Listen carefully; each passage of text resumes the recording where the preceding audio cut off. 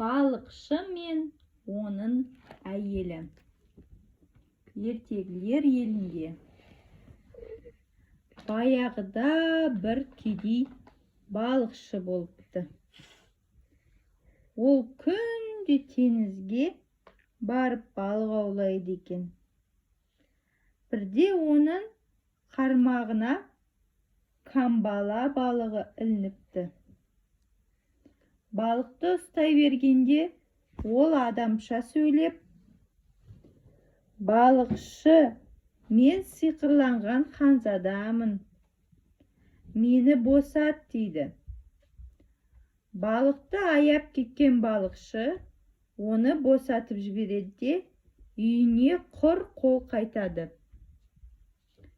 «Бүгін ештеңе ұстай алмадың ба?» деп сұрайды әйелі күйеуінен.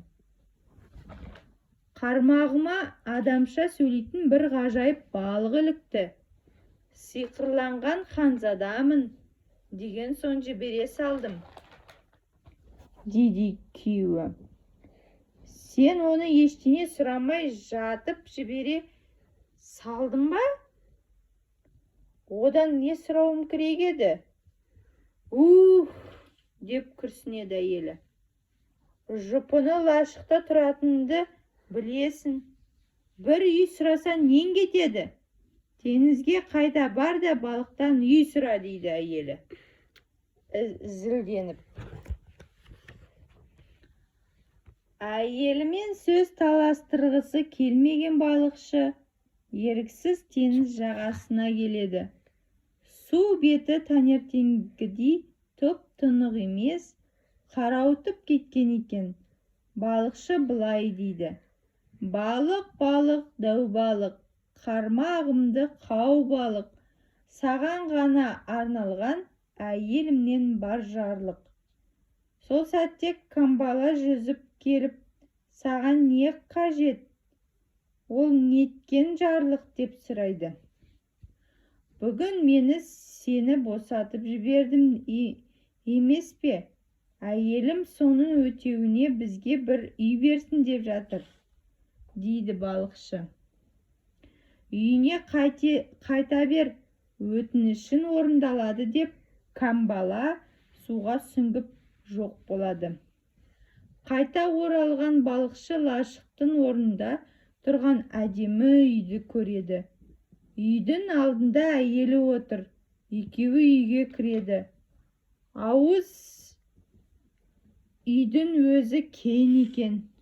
Ұйықтайтын бөлмелерге кереуеттер қойылған. Керемет ас үй. Оның бір жағы қойма. Қойма сөрелері керекті заттарға толып тұр. Үй артында тауық пен үйрекке арналған қора орналасыпты. Бақшада неше түрлі жеміс-жидектер өсіп тұр екен. «Қандай керемет! Енді бақытты ғұмыр кешеміз» дейді балықшы. «Оны әлі көре жатармыз» деп керіледі әйелі. Жаңа алтын балықтан үй сұрайды. Алтын балық үй береді. «Мына үй бізге өте тарлық етеді. Аула мен бақша да кішкентай. Барда камбалаға бізге үлкен тас қамалы бар қорған үй сыйла» деп айт дейді. Бірде әйелі балықшыға: «Бізге осы үйде жететін еді ғой» дейді балықшы күмілжіп. «Бар деген соң бар» деп жекиді әйелі. Балықшы теңізге келеді. Теңіз беті қара қоюланып жатыр екен. Шал балықты дауыстап шақырады. Сол сәтте ақ камбала жүзіп келіп, оған тағы не қажет деп сұрайды. Ол биік тас қамалда тұрғысы келеді. «Бара бер, әйелін тас қамал алдында тұр». Осыны айтады да балық суға кетеді. Балықшы оралса, бұрынғы үйдің орнында биік те үлкен тас қамал тұр екен. Әйелі оны шыға берісте қарсы алады. «Үлкен зәулім үй салып береді жаңағы балық. Келесі күні әйелі ұйықтап жатқан шалын асыға оятып, балыққа бар да біз патша болып ел билегіміз келеді деп айт дейді. Әй бәйбішем-ай, сен қалай патшайым боласың дейді балықшы күйініп. Әйелі айғайлап күйеуін үйден қуып шығады. Әйелінің тойымсыздығына налыған балықшы теңізге келіп, Камбалаға әйелінің патшайым болғысы келетінін айтады. Үйіне бара бер, бәрі сен айтқандай болады дейді ақ Камбала. Үйіне келген шал керемет зәулім сарайды көреді. Есік алдында күзетшілер, барабан ұстаған сарбаздар тұр екен. Сарай еденіне мәрмәр төселіп, айнала алтынмен апталыпты. Барқыттан жасалған жапқыштар көзін жауын алады. Жағалай алтын толы сандықтар қойылған. Алдынан үлкен залдың есігі ашылады. Алмазбен әшекеленген биік тақ үстінде алтын тәж киген әйелін көреді. Қолында асыл тастар жапсырылған аса таяқ. Екі қапталында қатар-қатар сап түзеген сұлу қызметші қыздар. Патшайым болған қалай екен? Енді арманың жоқ шығар дейді балықшы шын көңілмен қуанып. Әйелі патшайым болудан жалыққанын, енді кайзер болғысы келетінін айтып, күйеуін тағы балыққа жұмсайды. Балықшының тағы да балыққа баруына тура келеді. Кайзер болам деуі тіпті ұятсыздық қой деп ойлайды. Ол теңізге бара жатып, ақ Камбала не болған сұрап еді. Балықшы кемпірінің енді кайзер болғысы келетінін айтады. Кайзер деген жеке дара билеуші, патша, монархтың лауазымы дейді. Бара беріңіз, әйеліңіздің айтқаны болады дейді Камбала. Үйіне келген балықшы қарсы алдында адам айтса сенгісіз орасан үлкен қамалды көреді. Қақпаға кіреберісте барабан соғып сап түзеген сарбаздар. Қақпа ішінде барондар мен графтар, герцогтар, қызметшілермен бірге сапырылысып жүр. Олар шалдың алдынан шығып есік ашады.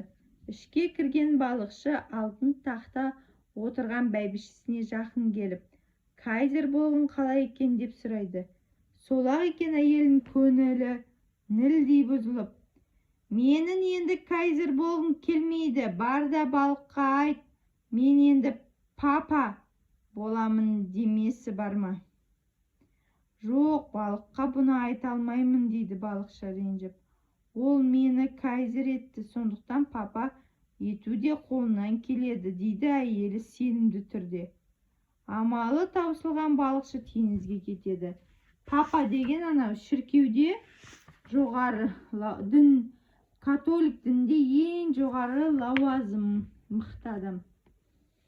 Ол теңізге келгенде қатты дауыл тұрып, аспан күңгірттеніп кетеді. Дауыл ағаш жапырақтарын жұлып, толқын жағаны ұрады. Теңіздегі кеменің дауылдан шайқалғанын көреді. Қатты қорыққан ол балықты шақырып, әйелінің бұйрығын айтады. Бара бер, оның қалауының бәрі орындалады деді Камбала. Қайтып оралған балықшы папа отыратын алып қамалды көреді. Бұл бұрынғы көргендерінен де ерекше еді. Ығы-жығы халық арасынан әрең өтеді. Папа үйінің ішіне жағалай көз тұндырар жарық жағылыпты. Бәйбішесі бұрынғыдай биік тақ үстінде отыр. Басында биік тәж, жан-жағы толған діни адамдар, екі қапталда қатар-қатар май шамдар жанып тұр. Кайзер мен патшалар әйелінің алдында тізерлеп, қолынан сүйіп, тәжім етіп жатыр. Бәйбіше, папа болған жақсы ма екен? Енді қанағаттанған шығарсың дейді балықшы. Ал әйелі қимылсыз қатқан күйі. Ол жағын әлі ойланамын дейді. Балықшының әйелі әлі де қанағаттанбай, тойымсыздығы оған ұйқы бермеді. Тағы да кім болсам деп мазасы кетті. Күні бойы теңізге жүгірген шалы қатты шаршап ұйықтап қалды. Ал әйелі аунақшып жатты.